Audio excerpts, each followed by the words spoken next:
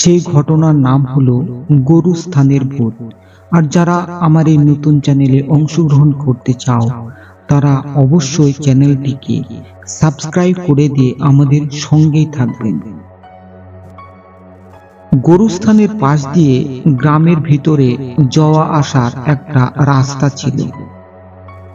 ওই রাস্তা দিয়ে দিনের বেলায় যাতায়াতে কোনো সমস্যা হতো না, কিন্তু রাত হলে নামতো বিপত্তি। একা একা যাওয়া তো দূরের কথা, ভয়ে মানুষজন দল বেঁধে যেতেও সাহস পেত না। গরুস্থান পবিত্র একটা জায়গা, অন্য কোনো স্থানেও ভয় পেলে গরুস্থানে ভয় পাওয়ার কথা না। তারপরেও গ্রামবাসীদের মধ্যে কিসের যেন একটা ভয় সবসময় লেগেই থাকত। কেউ একা একা যাওয়া আসা করতে গিয়ে গরুস্থানের ভিতর থেকে সাদা কি যেন নড়াচড়া করতে দেখত এবং অদ্ভুত ধরনের আওয়াজ তারা শুনতে পেত। এইভাবে এক মুখ দুই মুখ করতে করতে সমস্ত গ্রামবাসীর মধ্যে এক ধরনের ভীতির সঞ্চার হয়। আসল ঘটনাটা কি তা পরীক্ষা করার জন্য রাতে দল বেঁধে গুরুস্থানে যেতেও সকলেই ভয় পেত। তবে কোনো মানুষ মারা গেলে তাকে মাটি দেওয়ার সময় কেউ কখনো বিপদের সম্মুখীন হয়নি। তাই গ্রামবাসীরা মানুষ মারা না গেলে কেউ সন্ধ্যার পরে ওই গরুস্থানে তো দূরের কথা, গরুস্থানের পাশ দিয়ে হাঁটতেও ভয় পেত। হঠাৎ একদিন বয়স্ক একজন লোক সন্ধ্যার পর পর ওই পথ দিয়ে গ্রামের দিকে আসছিল। লোকটি নিজের কাজে শহরে গিয়েছিল, কিন্তু শহর থেকে আসতে দেরি হওয়ার কারণেই তার সন্ধ্যা হয়ে যায়। সে যখন গরুস্থানের খুব কাছাকাছি পৌঁছালো তখন ভীতিকর এক ধরনের শব্দে তার গা ছমছম করতে লাগলো। তারপর সে না দাঁড়িয়ে বুকে ফু দিয়ে গরুস্থানের দিকে এগুতে থাকলো। গরুস্থানের মাঝামাঝি যখন এসে পৌঁছালো লোকটি, তখন সে পাশের ঝোপের দিকে তাকিয়ে চুপ করে দাঁড়িয়ে রইল। ঠিক তখনই কি যেন তার সামনে দিয়ে গড়িয়ে রাস্তার এ পাশ থেকে ও পাশে চলে গেল। আর তখনই এমন জোরে চিৎকার শুরু করলো লোকটি যে গ্রামের আশেপাশের বাড়ির মানুষজন লাঠি নিয়ে ছুটে আসতে থাকলো সেই গরুস্থানের দিকে। গ্রামবাসীদের পৌঁছানোর আগেই লোকটি জ্ঞান হারিয়েছিল। গ্রামবাসীদের কেউ কেউ তাকে ধরাধরি করে গ্রামের কবিরাজের বাড়িতে নিয়ে গেল, আর কেউ কেউ গরুস্থানের ভিতরে ভূতের তল্লাশি করতে থাকলো। সবাই চারিদিকে তন্ন তন্ন করে খুঁজল। খোঁজার পর শেষমেশ দেখতে পেল একটা সাদা কাপড়ের টুকরো।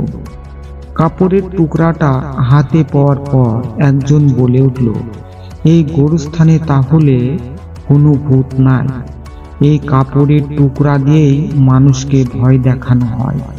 তাহলে এই কাজটা করে গ্রামের দুষ্ট পোলাপানরা। সকলের মধ্যে অনেক আগে ভয় পাওয়া একজন লোক উপস্থিত ছিল।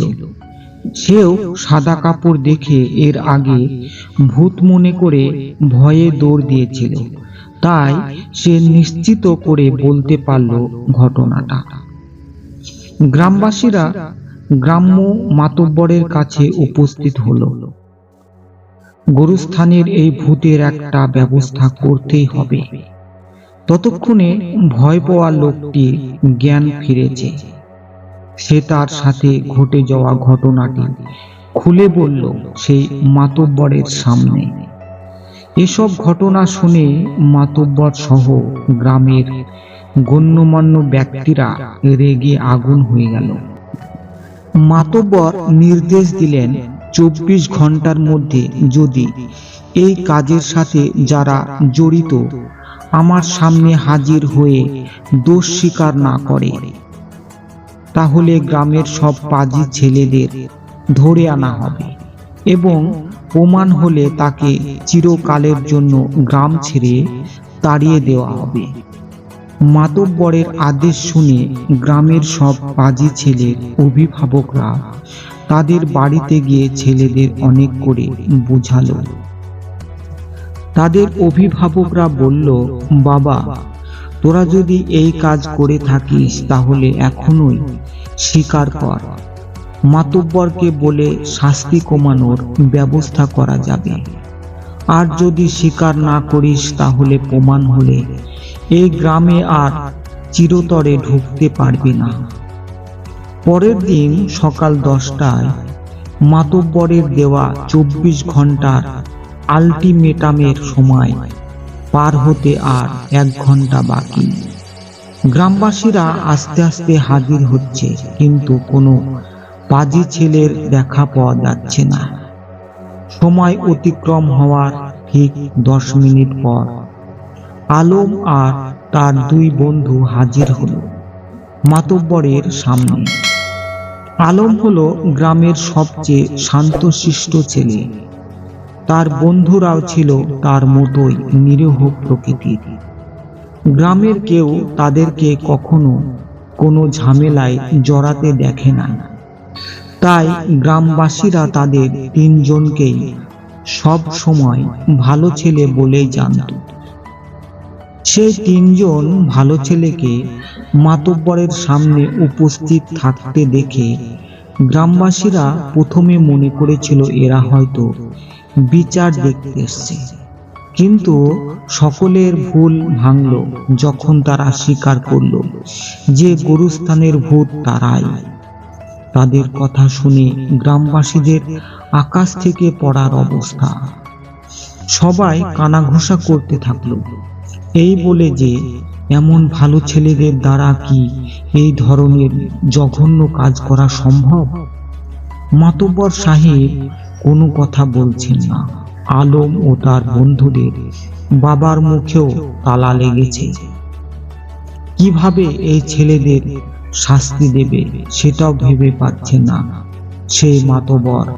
অনেকক্ষণ চুপ থাকার পর মাতব্বর সাহেব বললেন, এই ছেলেদের গ্রামে যেহেতু খারাপ কোনো রেকর্ড নাই, তাই তাদেরকে তাদের বাবা যে শাস্তি দেবে আমরা সেটাই মেনে নেব।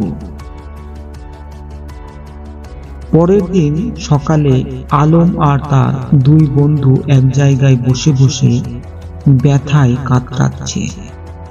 গায়ের জামা কয়েক জায়গায় ছেঁড়া। তাদেরকে দেখে বোঝা যাচ্ছে তাদের বাবা এমন উত্তম মধ্যম দিয়েছেন যাতে তারা জীবনেও এমন ধরনের কাজ করতে সাহস না পায়।